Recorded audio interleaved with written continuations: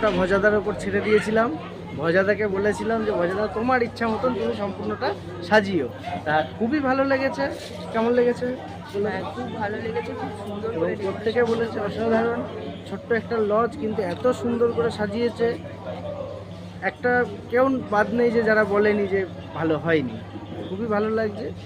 আর ভজাদাকে অনেক ধন্যবাদ আমাদের এই দিনটাকে এত সুন্দর করে সাজিয়ে তোলার জন্য।